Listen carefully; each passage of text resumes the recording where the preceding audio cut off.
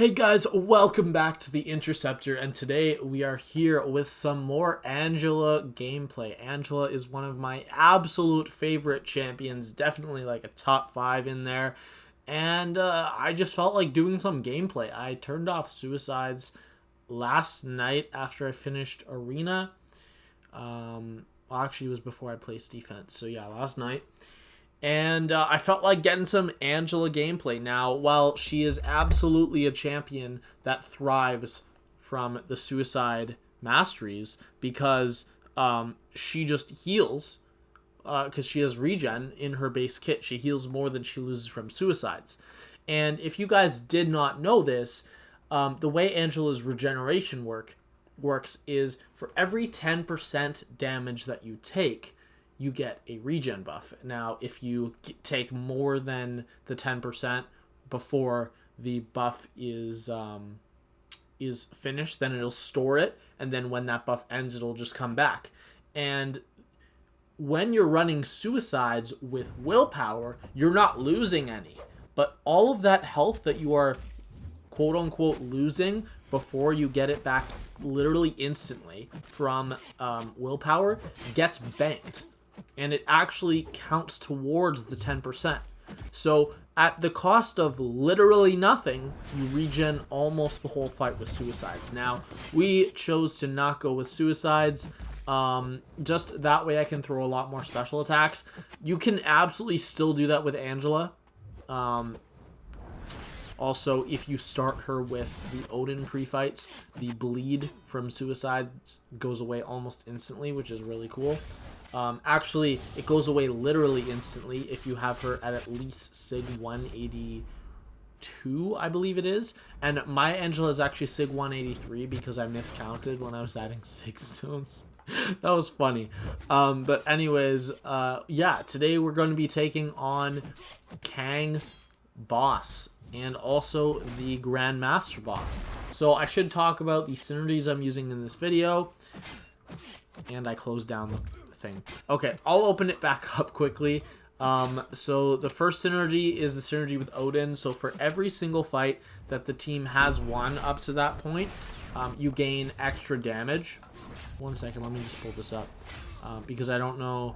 Oh yeah, so the morning, I haven't pulled it up yet, but the Morning Star synergy gives you plus 20% buff duration. So my regens, my furies, my armor ups, my cruelties, my or not cruelties, precisions, my aptitude, it's all staying longer.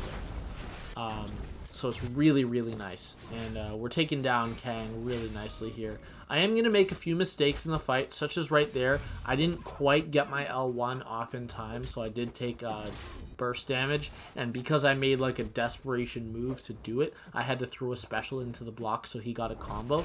So at this point, we're not looking too pretty.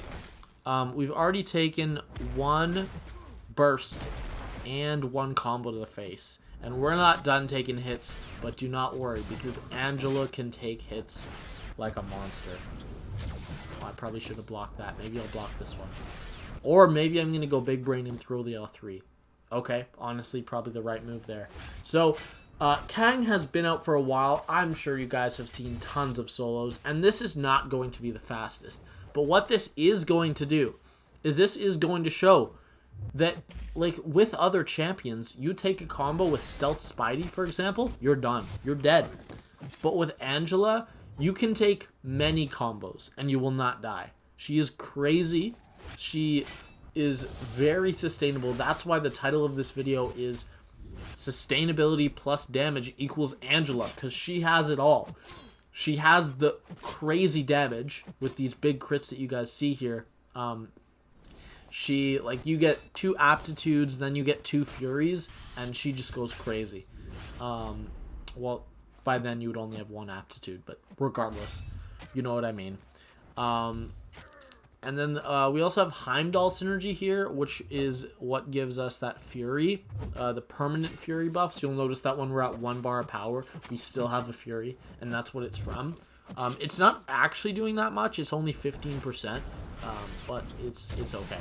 And then right here, I take a risk and I do one hit to land a parry to do heavies against the corner, and that actually gets Kang to throw his L3. Right there, I would have taken detonation damage had I not gone for that, so that was really nice. But you'll notice we're pretty much healing the whole fight, and we're not even running suicides here. When we got hit, we got down to like 50%, and we're almost back to 70%, because that's just the regen. Like, she's awesome. So I think I'm going to save my L1, which is probably the correct choice here, just in case I get screwed and the next one's a 3 after the 2. It actually was a 0, so now I just have to get this off. But you'll notice that I do not mind taking block damage. Like, I really don't mind it when I'm using Angela. Just because it just gets stored. Like that, the block damage counts for that 10%. You just store that, and then you just regen.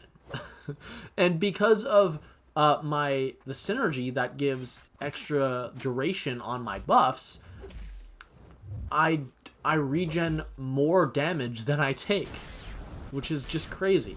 But yeah, she's just like that. And then right here, I thought it was 5. Turns out it's 6 you have to get to here. So I went in for a hit to do a stand-up intercept, and I got intercepted. That's because I thought he was stunned, and I didn't even think to check. But here we are actually going to get to our L3. We're going to do a few hits. I was looking at the buffs to try to get a second aptitude before, so we could have had one going after this, but we got really bad RNG and we did not crit, but now we're actually good to keep going. You keep an aptitude afterwards. I meant like it would be more damage because the aptitude helping the Furies for that L3. We're not quite going to finish it here, so I am going to just keep hitting Kang. But I believe I actually push him into the 2% in the middle of this cycle. So yeah, there we got a 0, which is really nice because I can just force him to not use a special, and then he has like almost 2 bars, so I can gain as much as I want right now. So here we're gonna get him to throw this, and I'm pretty sure it's in this combo that he goes down to 2%, almost certain. And look at that. I don't know if you caught that, but basically this cycle, like this part of Kang, it actually has a little bit of passive power drain. So I got to 2 bars and was chilling, and then literally right as it activates, I get drained below a bar of power, or below 2 bars of power. And this fight is not going to start off super pretty. Like, look at that right there. So I'm not going to get to my L3. So you know what I'm going to do? I'm going to stand here and take hits, because she can take hits. And while it looked like it may have looked like I almost died, I got to 1%. I didn't almost die. I had Heimdall, so I would have survived for longer. So we get to that L3 and we take down Kang in a pretty nice fight. I feel like the game audio is a little low and maybe you can only hear me. But yeah, we're just going to go straight into the 6.4 boss Grandmaster. That was 7.3 Kang. I'm not sure if I said that.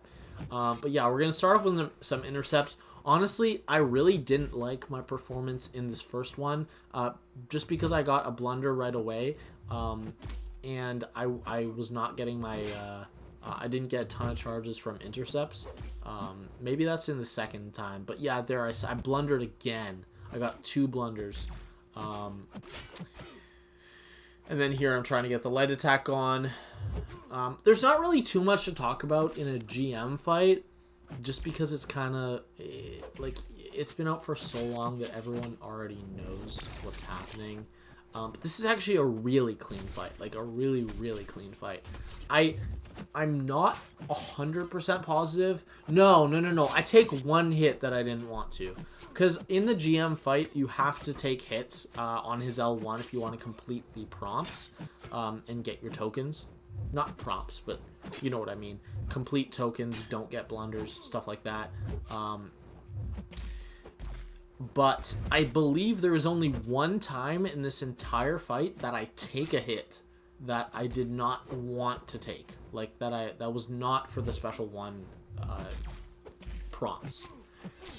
and I take a heavy attack at some point, but it didn't even cost me anything because it was literally at the beginning of a cycle. It was like right as the cycle started, so I didn't even have any tokens yet. So yeah, not worried about that. So there we finally get Dex done, so we're just going to do parry. So I'm just going to do parry, medium, medium. And this is, while it is part of the Kang fight that you do less damage sometimes and then you do more other times, it's much more prevalent in this fight. Like, the damage resistance is huge in the Grandmaster fight, but it's not very big in the Kang fight. It's like 50%, I think, or something like that. But here, I think it's like 80%. I'm not actually sure, don't quote me on that, but it's definitely significantly more. And actually, Angela has a perfect heavy attack to just chain it in the corner. It's really, really satisfying, and it worked out well there. As far as me evading L1s in this fight, I never get hit by one, but I do actually miss prompts. I believe it is twice in this fight, and that's just because I didn't react fast enough. That's actually not something that usually happens to me, but it does. Also, I should talk about this second phase right here, and one of the prompts is to inflict a damage effect. That is actually the only one that Angela cannot complete. So the text disappeared so fast because he threw the L1 that I had to check what it was, and that's actually going to happen one more time this fight, that I literally did not have time to read it. But yeah,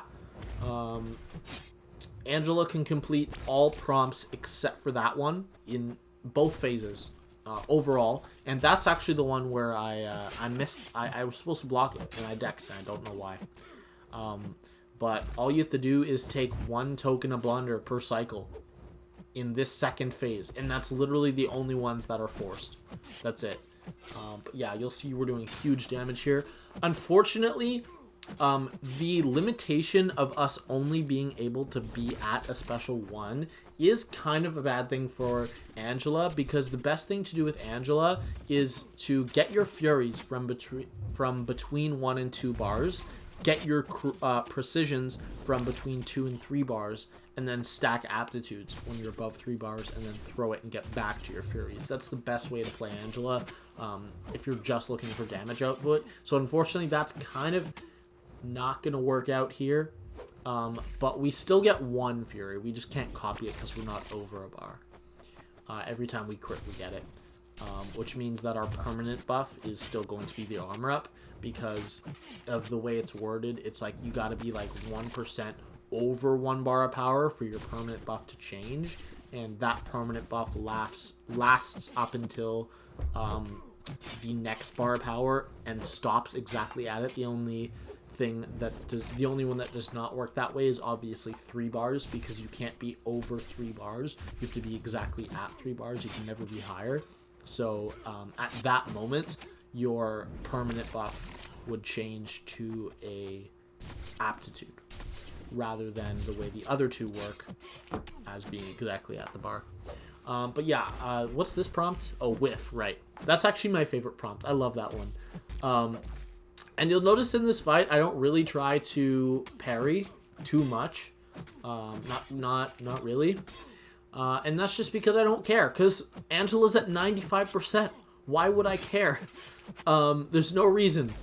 There's no reason to care about reducing block damage, because he's stun immune. So why would you go through the effort of parrying when it literally does nothing? It doesn't affect it. So yeah. This is the last cycle, so I know that I have to take 1 more token of blunder, which is going to put me at 4. So pretty much all I need to worry about is completing the prompts and not eating an L1. But if I were theoretically to have eaten an L1, yes, I would have died. But it didn't matter because I don't. Also, I should mention both of these were first attempt. They were both first try solos. I've never tried fighting the GM with Angela before. Or I've also never tried fighting Kang with Angela before. I've never tried either of them. But they both were absolutely beautiful fights and perfect counters. There, again, I didn't see what it was, and I found out it's the one I can't complete, unfortunately. So now literally we just have to wait until the next one, and then we're going to be pushed into the next cycle. So I'm going to bait one final special one, and then I believe I just waited out after this. I think I hit him with a combo, and then I waited out. Although, yeah, there we go. We get a crit, and we only need like one hit to put him into the next cycle. Here we land a clean intercept as he goes into his aggressive mode, and that just basically allows us to be hitting him when it starts. Now, in this one, you are not limited to your hit. There we go. That's the one hit. That is the one hit throughout the whole fight that I did not mean to take. So the good thing about this last phase, and although I'd say the prompts are mildly harder, or I'd say it's more that they're just annoying. They're not harder, they're just more annoying. But the very good thing is that you're not limited to any bar power. Like, you're not stopped at all. You're not stopped at 1. You're not stopped at 2. You can throw your L3. So we are going to get our double precision so that we crit all the time. And we are going to get our aptitudes, which is really nice.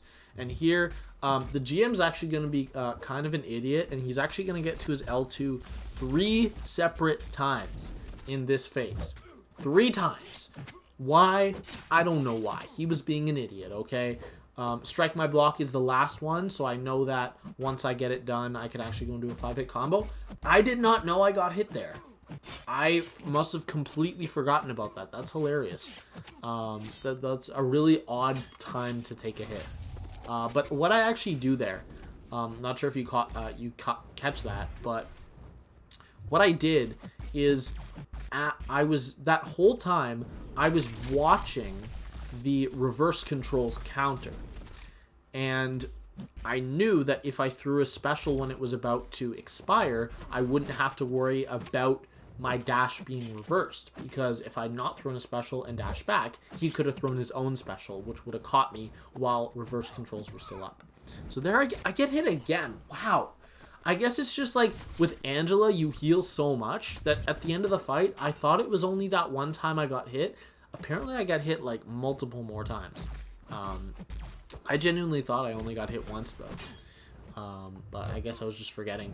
And then here, he's going to throw the L1, finally. He's not really wanting to throw it in this phase. And he's going to go down pretty soon. I believe he goes down in our 3rd cycle of these.